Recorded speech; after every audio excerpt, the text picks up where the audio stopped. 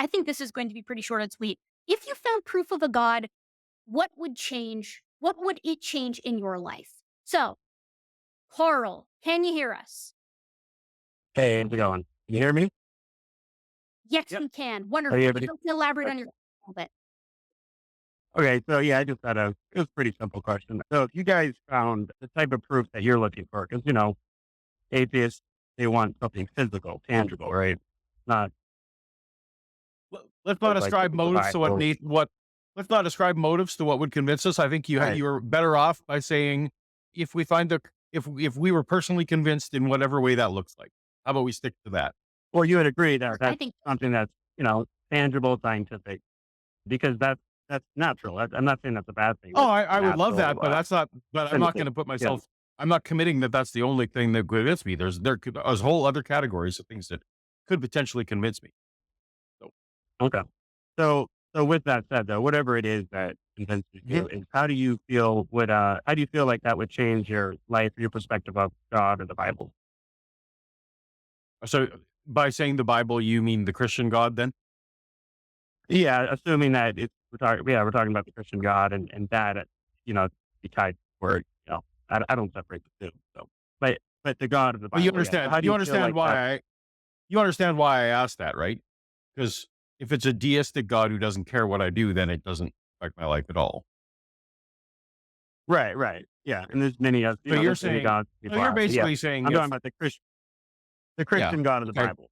I'll Right. I'll let Erica go first, and because I have specific thoughts, and we're trying to do it Sure. fast, so we'll let. yeah, no, Oh, no, no. sure. Go for it. So my question on it, I mean, we're sort of like ascribing the, how I would react here, right? Like, if you presented me with whatever I needed to be convinced that God would exist, first and foremost, I would probably believe in God, right? Like, if it convinced me, we're assuming this convinces me, then it convinces me in this hypothetical. So I'm going to give you that. Let's assume it Right, convinces me. The next right. question Well, that if I you're would have to convinced, ask is, yeah. right, Yeah, yeah, so if I'm assuming convinced, that you understand, you believe there's a God, how would that change, just curious, how would it change your perspective of how would you, like right now, today, what how would you proceed forward, with what so you, I already try to live my life by as many of the tenets that I think better society as possible. I think that a lot of those are one to one, like, love your neighbor as yourself, don't kill other people. I think a lot of those would stay the same.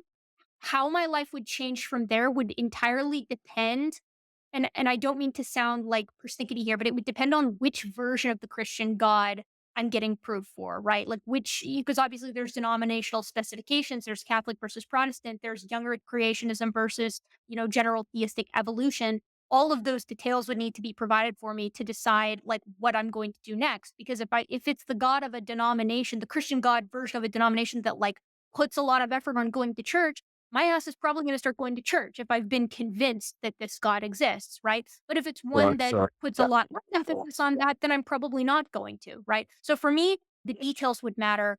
Paul, where are you at? First of Yeah. all, let me say I actually would become so not every atheist agrees on this. Some say that they would tell God to give them a middle finger and tell them to screw off. Right, exactly, yeah. I I'm agree, it's a pragmatic. different I perspective. absolutely would if I became convinced that the Christian God existed, I would pragmatically become a Christian. And I'm also, because I was a Christian for such a long time, I'm actually primed Yeah, that I still feel the loss. I sometimes feel like, oh man, I wish I could pray to somebody right now.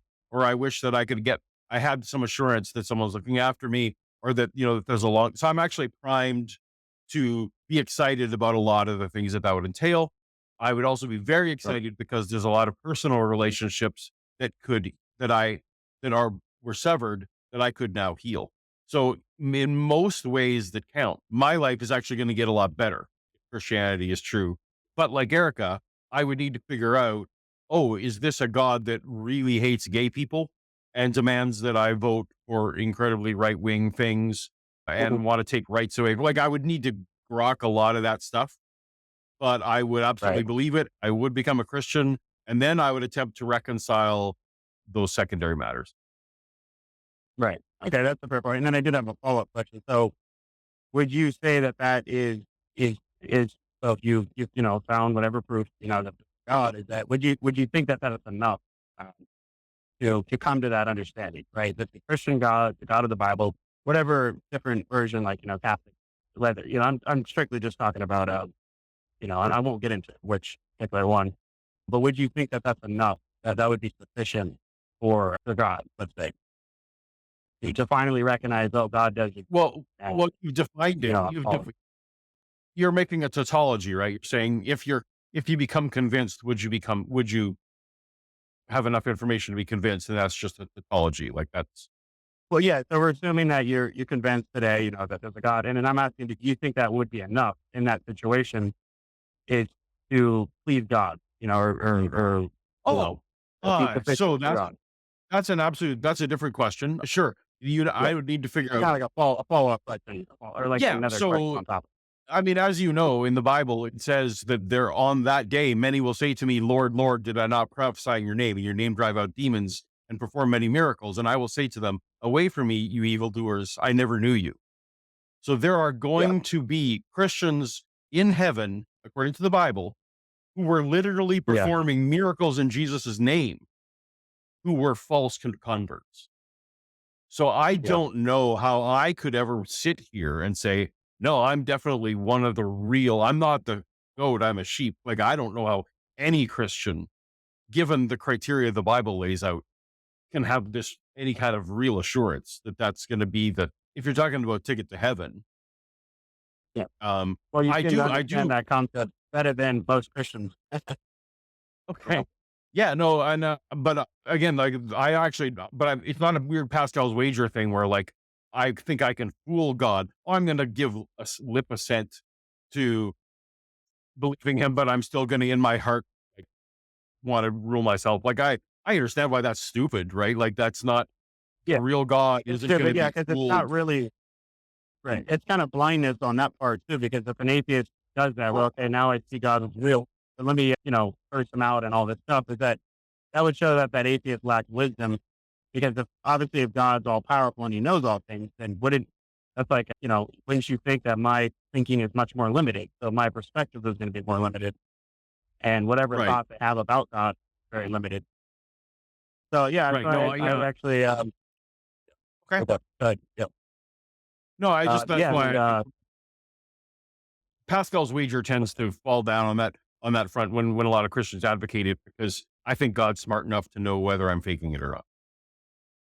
yeah, yeah, that's a fair point. And also, the Bible does say that devils believe and tremble, and so it's not a Exactly. matter of most Christians think that a matter of belief. Like, oh, I believe in God. Right. And that's the divine hiddenness Or problem. something. That's why I am think that intellectual is you can God if God wanted us to have a relationship with him, a prerequisite to that is intellectual assent. But the Bible shows that intellectual assent doesn't cause you to have that doesn't take away free will if free will exists, right? So that's why I think Yeah, that that's great evidence the Christian God doesn't exist because if yeah. he's all benevolent, he would give us at least intellectual assent and let us make an informed choice as opposed to the Yeah. blind. But Yeah, that's just my exactly. Free rant, will and can I'm switch. So you see free will can switch with the Bible because if God says he's predestinated people to become saved, Jacob have I loved, Esau have I hated. Before they're even born, he predestinated them. So that, yeah, go ahead. You were going to say something? yeah, I actually weirdly I need to get a Jesus hat for this show. If I put on my old Jesus hat again, I actually don't think that predestination takes away free will in the same way that me watching a recorded sports event changes the outcome of the event. Like the athletes were Well, still can you doing their explain what best. you mean by free will? Can you define what you think free will is Well, I think or how you view it? earlier in the show I was absolutely doing this. So free will is, as far as I'm concerned, free will that's important is the ability to have chosen otherwise in any given moment. And so God knowing, is that clear? First of all, the idea being, I gave the example, the weird example of just chocolate versus strawberry, and given the temperature of the room and how hungry I was and the exact moment in time and all the factors that Yeah, came without the just illusion of, immediately yeah, I before. understand. Without getting it, yeah. Yeah, yeah. So, but, So God knowing that I was going to pick chocolate over strawberry, which is actually a weird example because I would almost always pick the other. But God knowing that I was going to pick chocolate over strawberry didn't actually change all the circumstances that led up to me in my Christian view. But I was a particular kind of Christian, so Yeah, so I Right. would say that given those choices, we do have, we can pick what shirt we wanna wear, that's not, Yeah. but when it comes to salvation, this is where I separate the free will because the Bible teaches that I have chosen you, you have not chosen me. You have so many of those verses, so so that's why I'm curious is how would you show proof that when it comes to salvation, it's free will? So not everything else. We're just talking about salvation.